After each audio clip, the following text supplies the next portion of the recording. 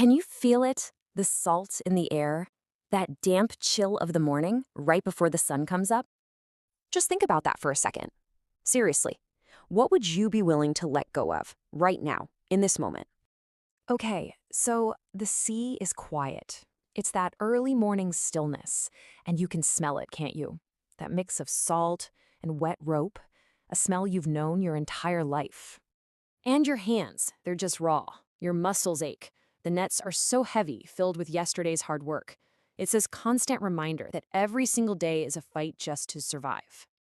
Everything just feels predictable, kind of small, you know? And that's the world just moments before everything is about to change. So where are we? Well, this whole thing doesn't happen in Jerusalem, right? There's no palace, no halls of power. Nope. We're in Galilee, a place that's all about fishermen and the daily grind.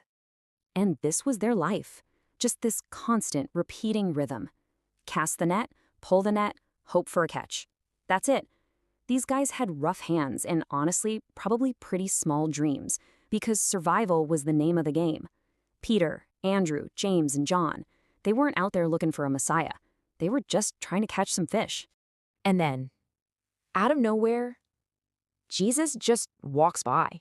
And there's no big fanfare, you know? No trumpets, no massive crowd, no ceremony. It's just a quiet moment on a totally ordinary shoreline. 2 words, that's it. But in those 2 words, this voice, wow, it carries the weight of all of eternity. It just slices right through all the noise of their everyday, ordinary world. And this is where it gets really profound, right? The single greatest movement in all of human history. It doesn't start with some big explosion.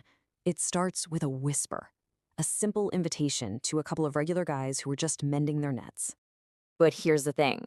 That invitation, it comes with a cost.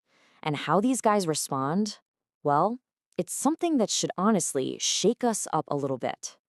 Just let that one word sink in for a second. Immediately. They didn't make a 5-year plan, they didn't check their savings or say these long, drawn-out goodbyes. They literally just dropped everything and followed him.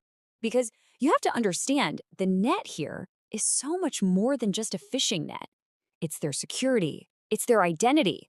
It's the comfort of knowing what tomorrow looks like. That feeling of having some kind of control over your own life.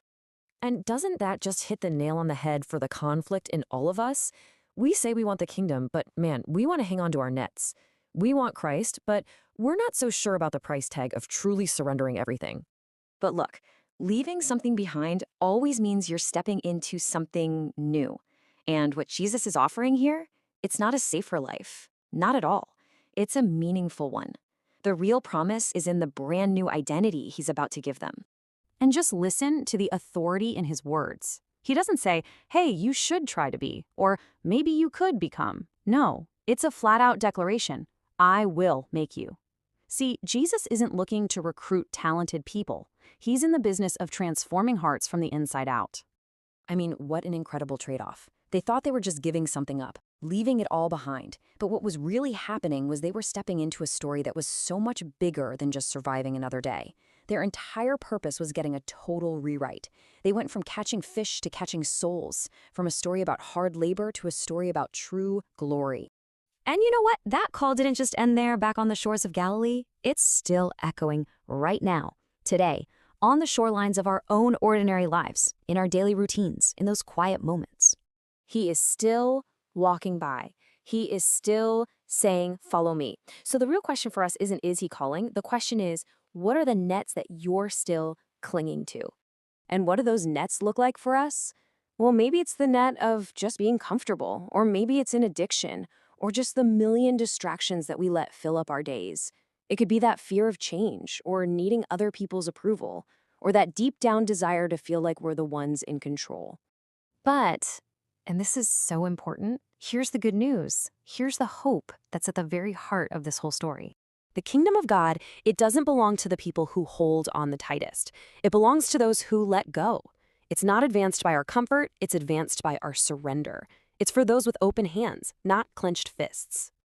Think about it. Those fishermen dropped what they were holding, and in return, they received something they could have never, ever earned on their own. And that is the exact same promise for us. Real, genuine hope.